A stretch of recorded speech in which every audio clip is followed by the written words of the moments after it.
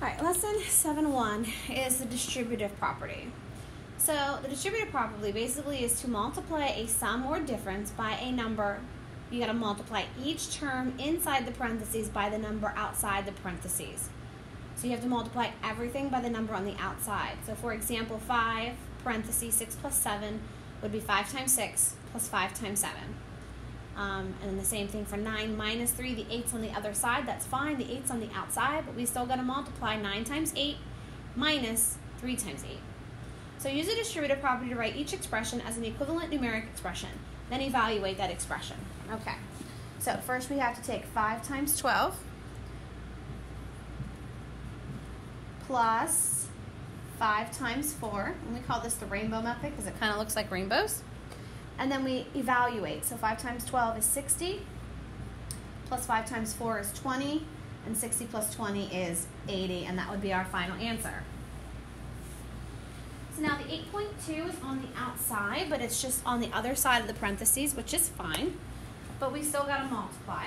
So we're going to have 8.2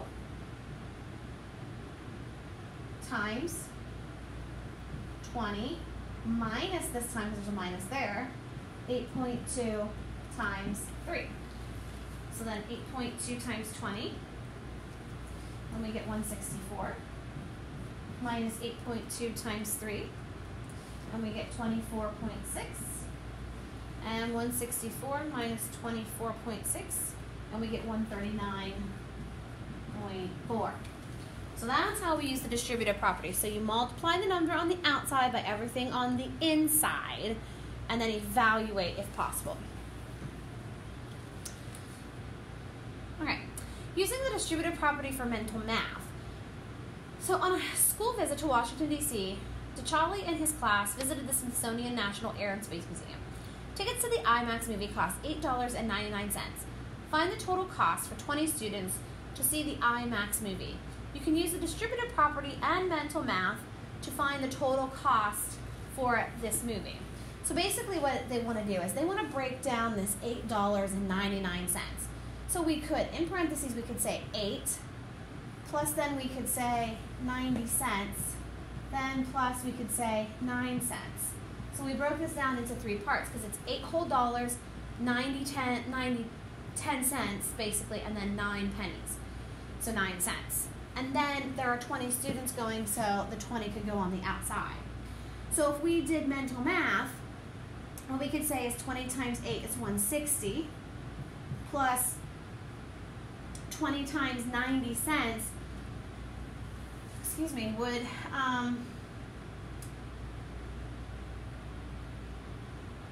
be $18. And then 9 cents times 20 would be $1.80. And then 160 plus 18 is 178. 178 plus $1 is 179. 179.80 is what we get for that. And then double check it, 179.80. was the correct answer. So we could do that in mental math. It's basically just breaking it down into smaller chunks so that the multiplication is much easier. Now for algebraic expressions though, notice that there are variables now. We can still multiply when we have an unknown, when we have a variable, but remember then we can't combine them unless they have like terms. So what we're going to do is we're going to go ahead and just multiply them and see if we can evaluate them or simplify them. So the first thing I got to do is I have to distribute. So 4 times x plus, because of this plus here, 4 times 5. 4 times x is simply 4x. I don't know what x is, so I have to say 4x. But 4 times 5 is 20. We are done, ladies and gentlemen, right there. This cannot be combined any further. Although some students may want to do that, you can't because the first term, 4x, has an x in the term, 20 does not. They cannot be combined.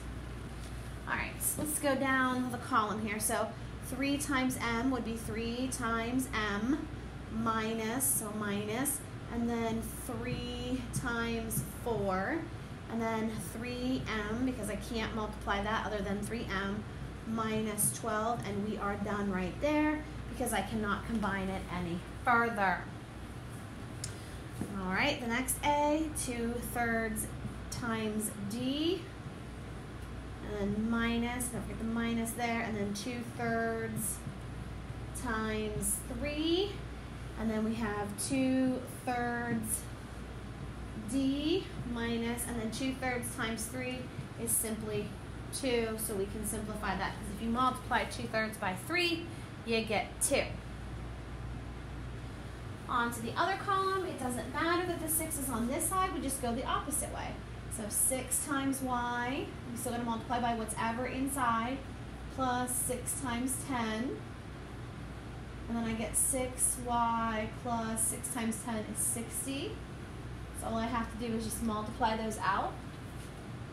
And then the last one, negative 9.5 times n, and then minus, this one we got to be careful because there's a minus here, and the 9.5 is negative. So minus, and because I have that negative 9.5, I'm going to put it in parentheses, times 7. So the minus is coming from here, and then this negative 9.5 is that. So now I have negative 9.5n, and then notice I have a negative and a negative, so that's going to be plus, so I've taken care of them, and then I got to figure out what 9.5 times 7 is, and I get 66.5.